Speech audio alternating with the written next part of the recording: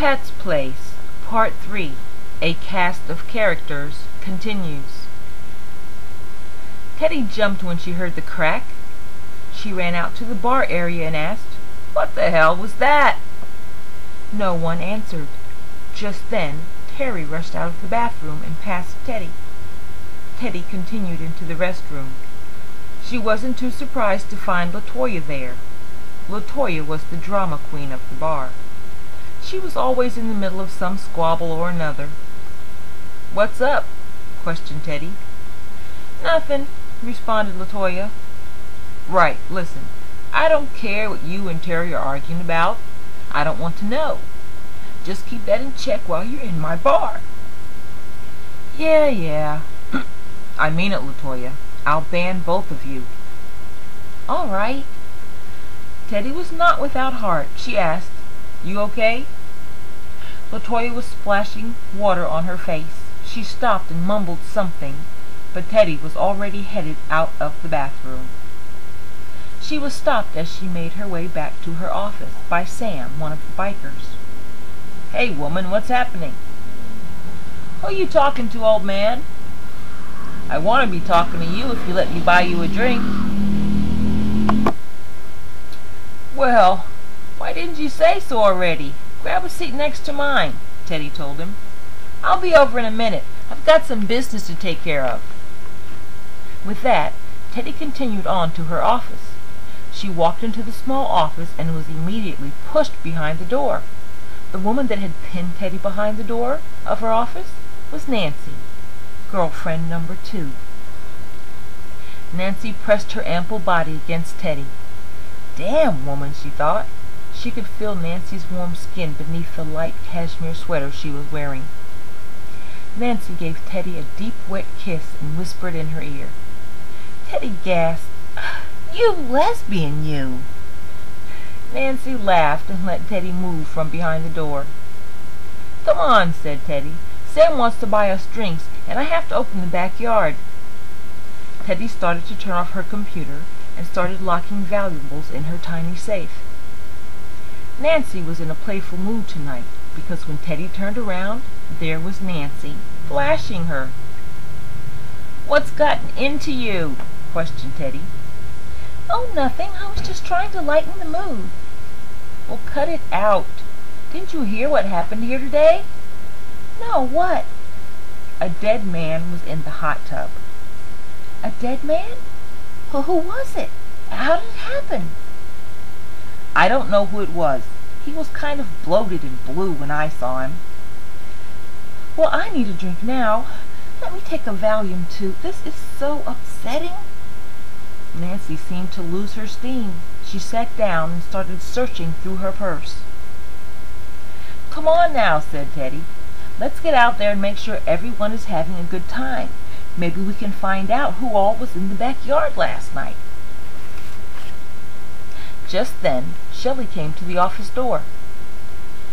"Daddy, can we go out back yet?" she inquired.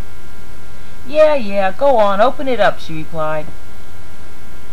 With that, Shelley cut through the back of the bar and out to the opposite side where the dartboards and the door to the patio were. She spied Becky, who was busy throwing darts. "Hey," she called to her, "let's go talk to God." Becky was thrilled to leave the darts. She had been waiting for this. She had been biding her time, waiting for Shelley to come open the patio door. Now, grabbing her cigarettes and lighter, she followed Shelley outside. The two stood by the door just a few feet beyond the exit.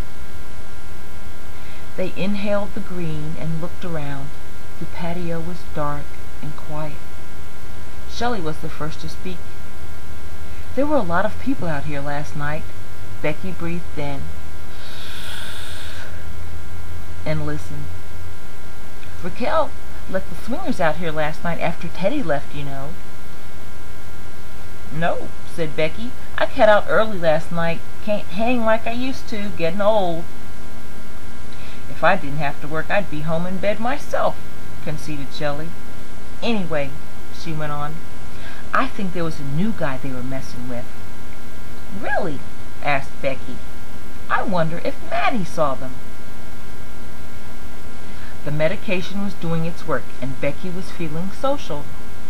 "Hey," she piped up, "shall I go get Maddie? She was with me when I found the body. I don't know if she got a good look at him or not." Shelley handed the half-burnt joint to Becky and told her, "I've got to go back and man the bar. Finish this and I'll get Maddie. See what you can find out." "All right," said Becky. "Come back when you can." The person Becky really wanted to talk to was Raquel. She knew what was going on with almost everyone and everything at the bar. She thought about asking Teddy for information about what went on last night, but she didn't have that kind of relationship with her. Truth be told, that gun she kept around kind of scared her, and therefore she kept Teddy at arm's distance. So she would talk to Raquel, who loved to talk. She had such a pleasant voice, it was difficult not to listen to her. Inside, Raquel was regaling the folks at the bar with stories from last night's crowd. Everyone was waiting to hear who the dead man was. At last, Teddy shouted to Raquel from the other end of the bar, "Do you know who the dead guy was?" "I just know he was big and smelt bad." The crowd laughed nervously. They were, after all, talking about the dead. Raquel flipped her curly auburn hair over her shoulder and stood with a hand on her hip, taking in the spotlight. "It could have been the new guy who came in with a group of swingers after you left last night." "Well," said Teddy, "that clears me from the persons of interest list. Thanks, Raquel, for being my alibi." She laughed and took a drink, secretly relieved to find out that she wasn't at the bar when the mystery man died. But she now knew that Raquel was. To be continued.